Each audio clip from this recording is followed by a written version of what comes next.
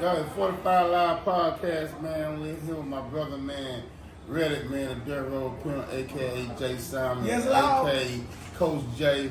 You know what I'm saying? You see the ring, man. Hey, you've been doing this thing for the community. High Point Cowboys. Man, thanks, brother, for, you know what I'm saying, for coming through.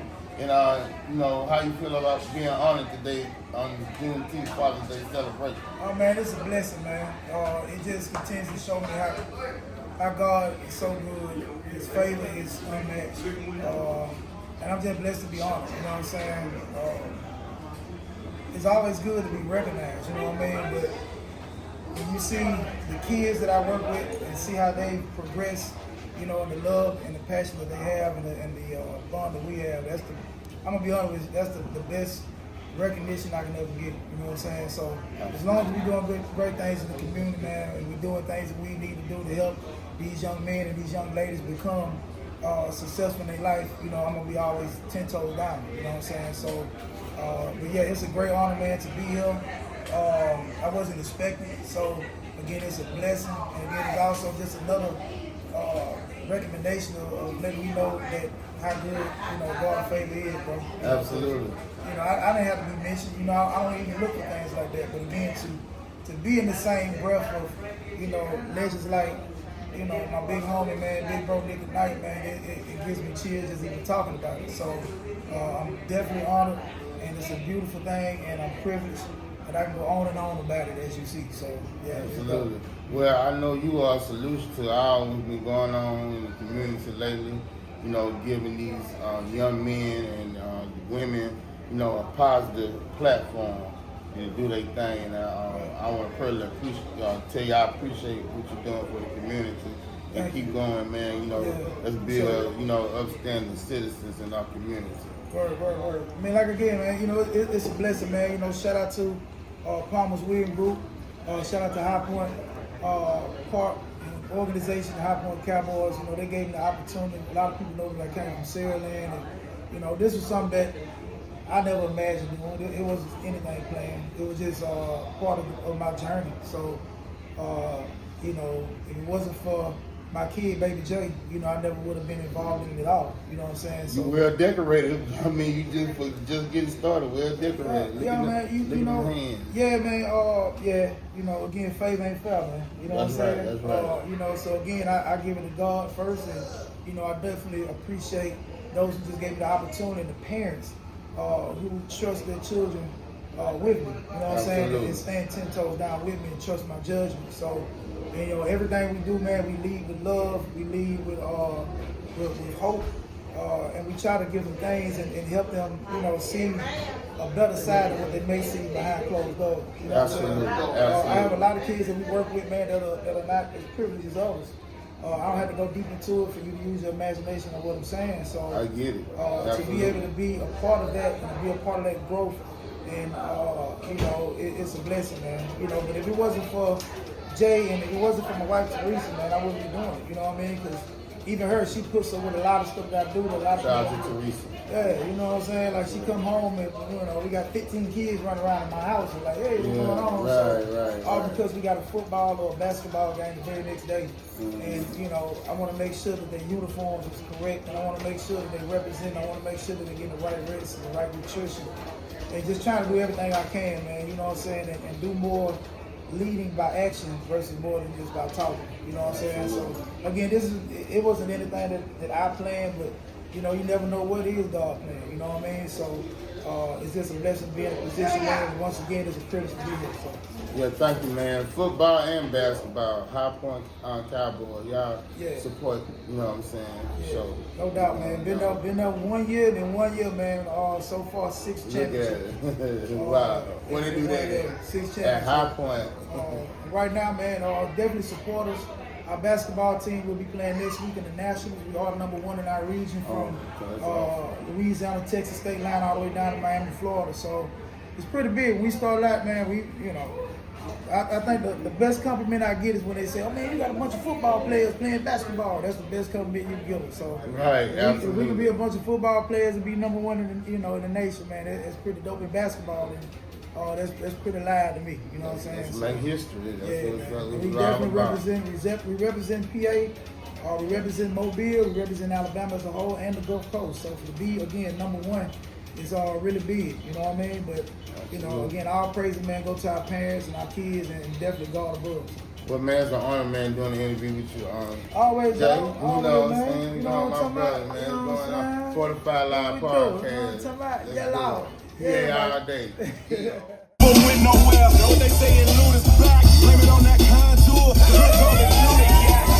Everybody, back 45 Live Podcast. Today I got Alabama Representative Napoleon Bracy with me, being honored today. He's being honored with the Fatherhood Award, and you just thank you, man, for everything you do for the state, this region of Alabama. You know, Prichard, Saraland, wherever your district is, and we thank you for being a model father, because we don't have too many model fathers in our community.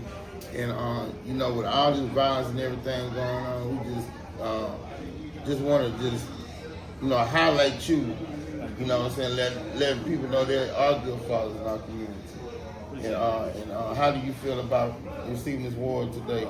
Man, that's an amazing award. You know, I'm the type of person that, I probably have 5 jobs, but the job I love the most is being a daddy.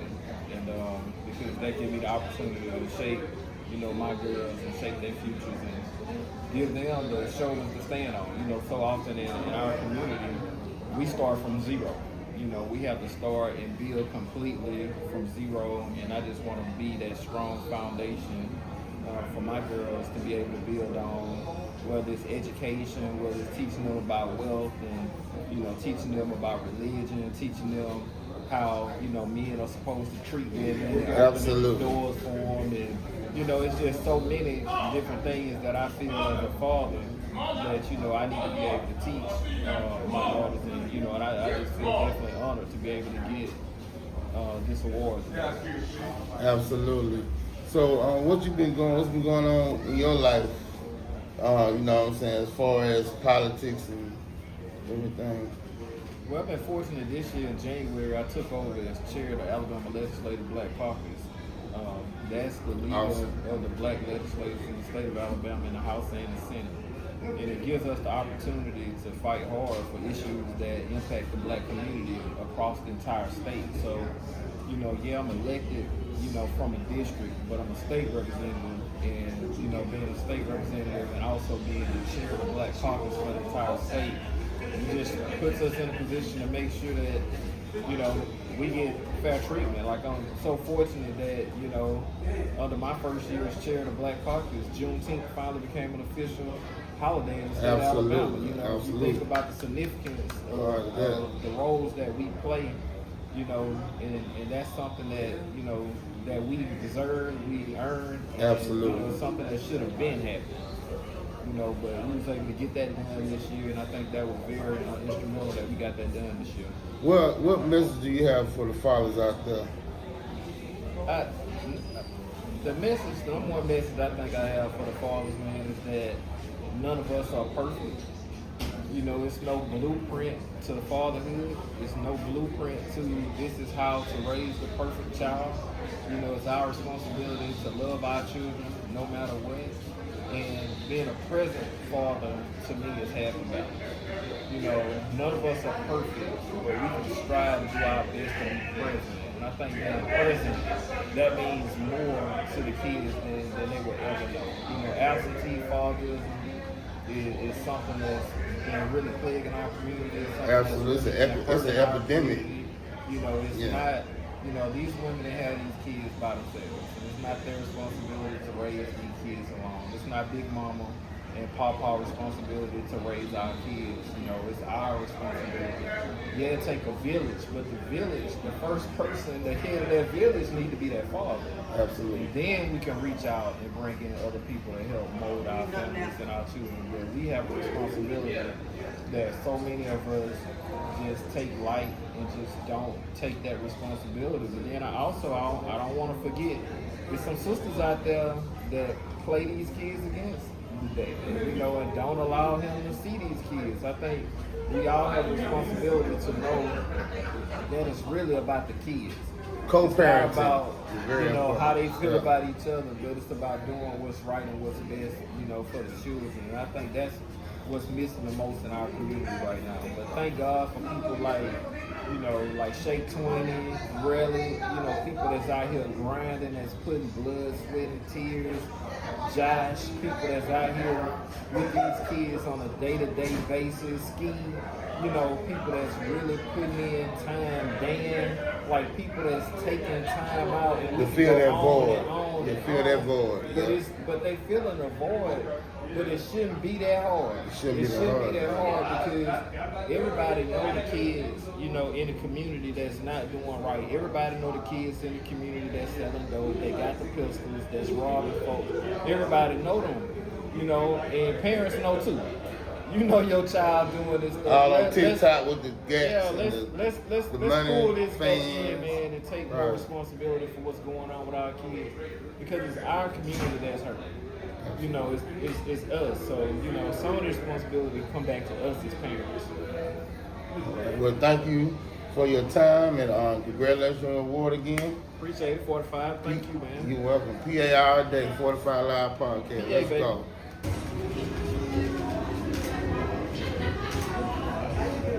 We back, 45 Live Podcast, and I'm with the legendary Crunk Monster, Nick at Nite, 93BLX legend, you know what I'm saying, radio station artist extraordinaire is with me in the building, man. We from the same neighborhood, you know, behind Viger, brother behind Viger.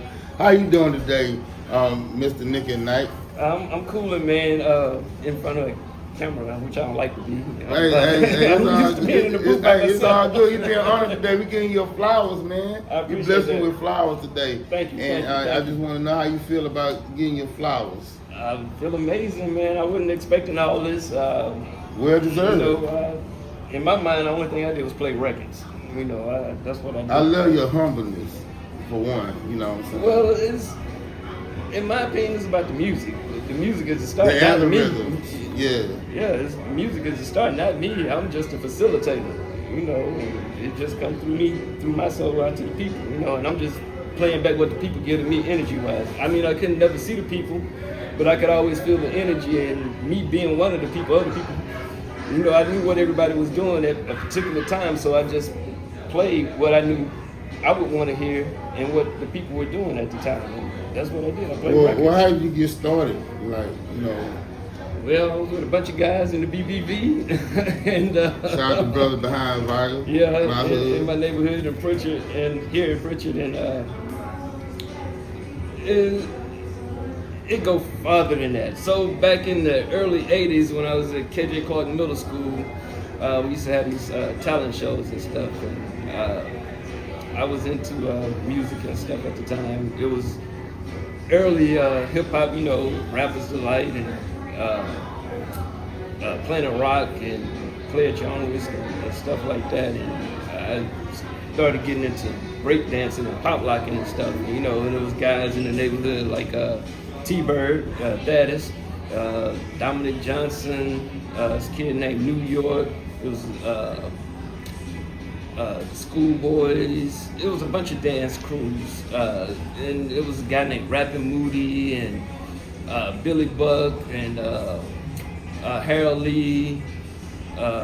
It was a bunch going on. It was like the perfect storm. The perfect storm, and I got caught up in it. And, you know, and I had relatives who were coming here from Detroit, New York, and Chicago, and LA, and they would bring what they were listening to music-wise, and I would get those tapes, you know, so I was experiencing Electrifying Mojo, Cool DJ Red Alert, Mr. Magic, Uncle Jam's Army. I was experiencing all these different music. My relatives from out of town was bringing here for our family reunions and stuff, and you know, and I just got into it was just like the perfect storm, and I got into all this music and stuff, and you know, and I met this guy named Harris, the dub master,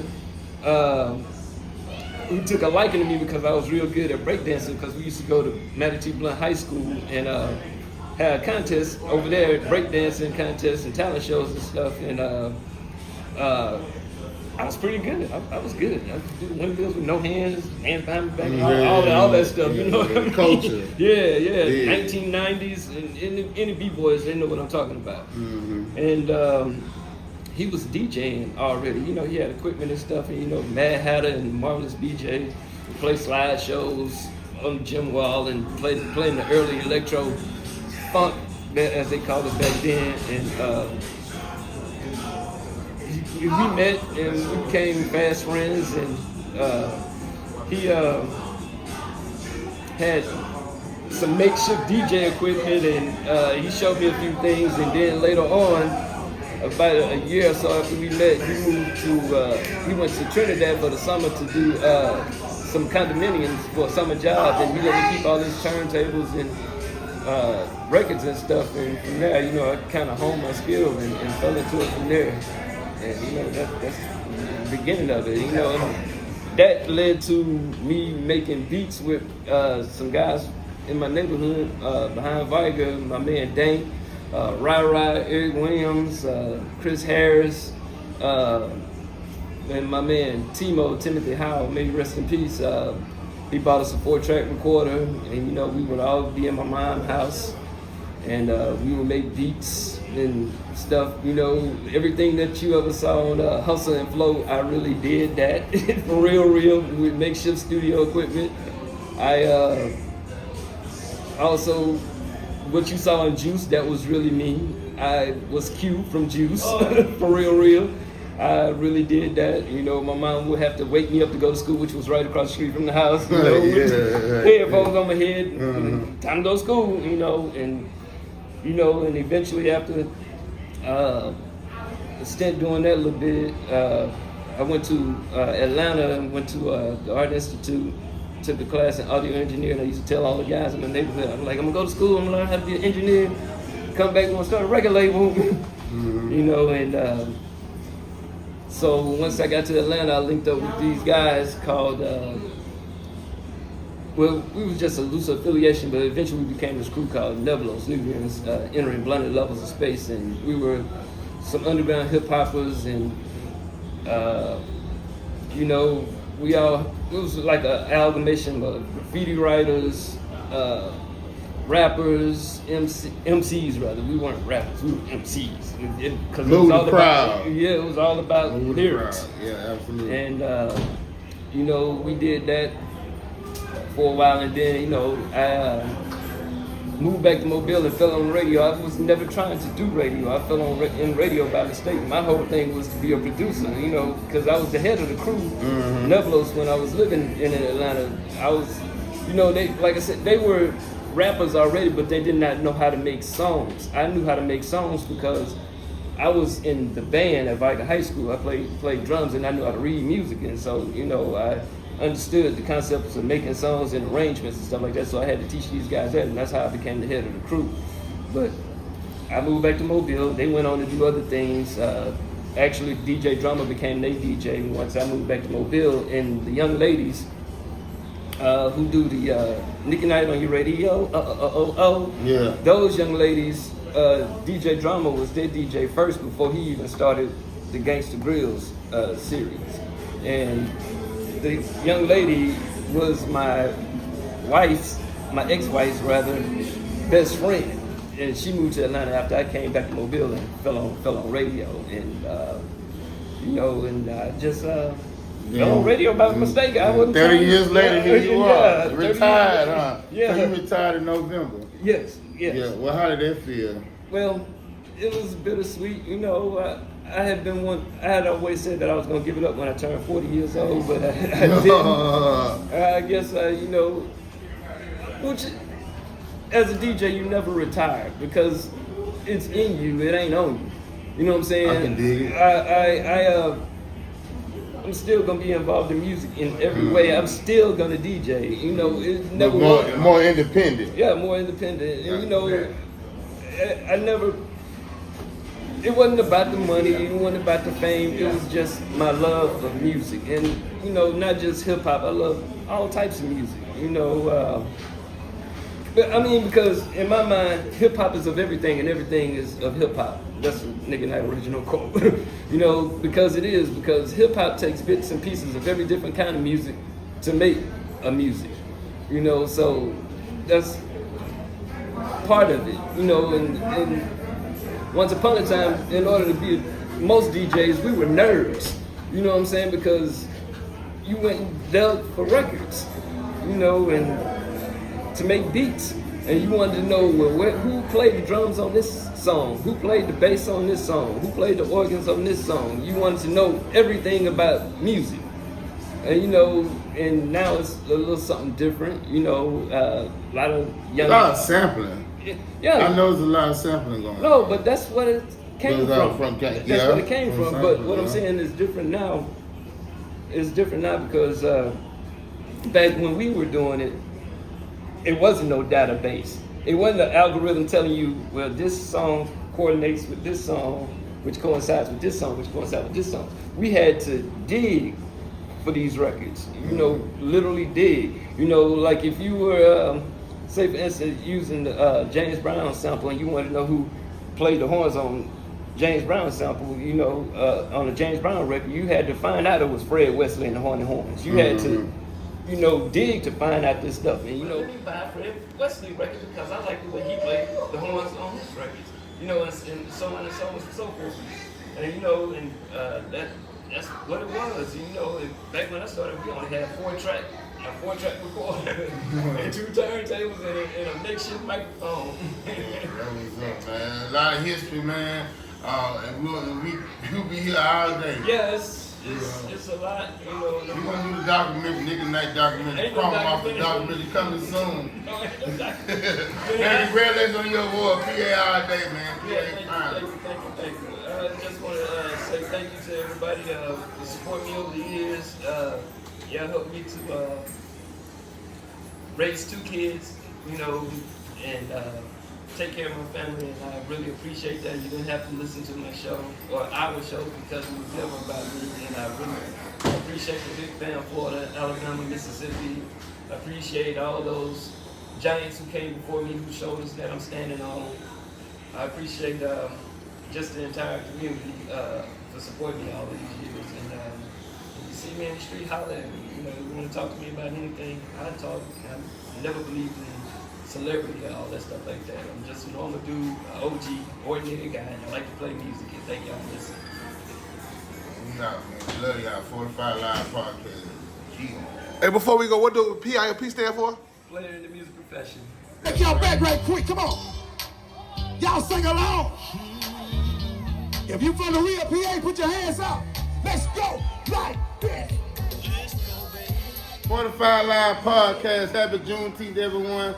Man, look, we've been having all kind of legends come through here, PA legends, and we got one of the biggest PA legends of all time, not from Mobile, Alabama, not just from Prichard, but from the original Bessemer Project. T-Bird is in the building, PA extraordinaire, you know what I'm saying, preserving food stamps and all. Man, T-Bird, thank you for coming to the 45 Live Podcast. Thank y'all for coming on the show. You know what I'm saying? He got a Lifetime Achievement Award, which is well deserved that he finally got, man. T-Bird, thank you, man, for coming on 45 Live Podcast, man. Tell everybody how you feel about finally getting your Lifetime Achievement Award here in the city of Prichard. Well, you know, at first I was disappointed, but then I had to realize, man, whatever you got coming to you, man, God's gonna bless you to come to it. He's gonna come to you regardless. So I was disappointed because this is where I'm from, And it was a shame that they ain't never recognized me all the years, but God got a timing for everything, and this was the right time. So that's the reason why I appreciate it today. They showed me they love today. And I'm very appreciative, man, because this is where I'm from. I'm always going to represent PA. I'm from Bessemer Project. It was I was 2 years old, but they finally gave me my flowers. J45 said all the time, he going to give me my flowers while I'm living. This man come through for me all the time. Dirty Dan, I love how you introduce me, man. We go back to WGOK, Man in the Morning Time, and Marlon DJ. So these brothers mean a lot to me. Back to what you asked me.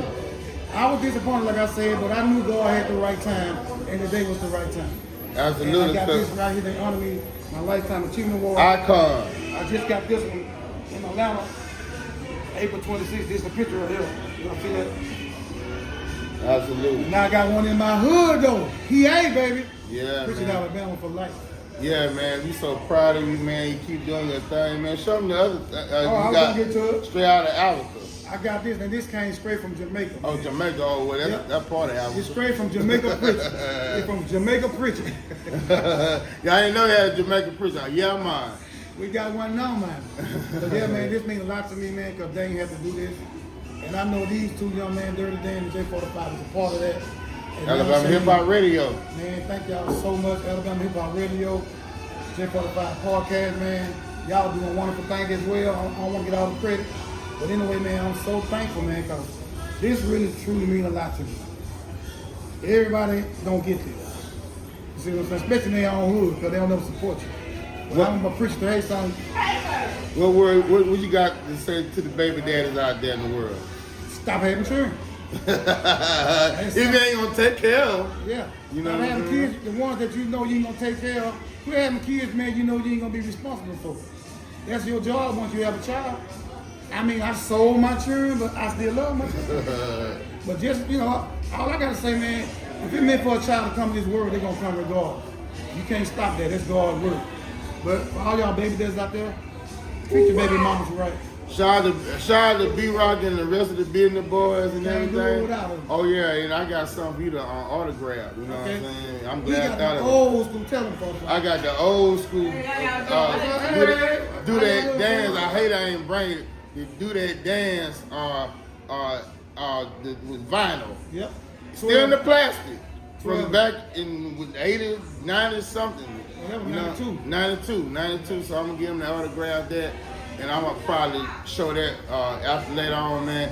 T-Bird, how did doing that single, the highest single in the nation at that time, Baby Daddy, in hip hop, how did it change your life? Tremendously, man. Because first of all, I ain't ever had no idea Baby Daddy was gonna blow up like that. You know, I knew it was gonna do good. I had no clue it was gonna do that good. I never expected that. They go to show you how God works when you're patient. When God patient with you and you be patient, everything else is gonna fall in place, man. I ain't never gonna do that big, man. We performed all in Europe, another country, man, and had a standing ovation stage show. And I represented Prichard everywhere we went. Toronto, Canada, Hawaii, Honolulu, we was out there for 4 days. And I standing ovation on stage. 35,000 people got to see just our group. We was on the Face record. We was on the biggest record label back then. We had the biggest song back then. Same label with Tony Braxton, Usher, Outkast, Dozen Family, Goody Moore, and TLC. And they showed me so much love, man. Matter of fact, Dan, when I first met Left Eye, we was on the same stage. They threw us a Christmas party. Man, they had everybody a gift on them, all the artists a gift.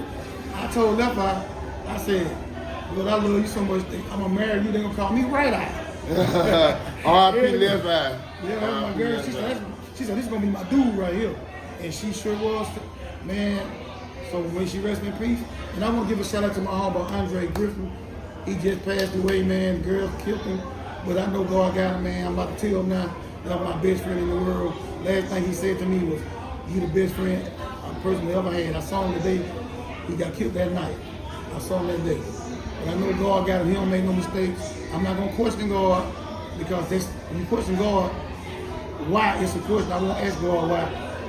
Everybody got to go one day. It's just the way he went that got me. But anyway, man, I dedicate this show to Andre Griffin. I love you, brother.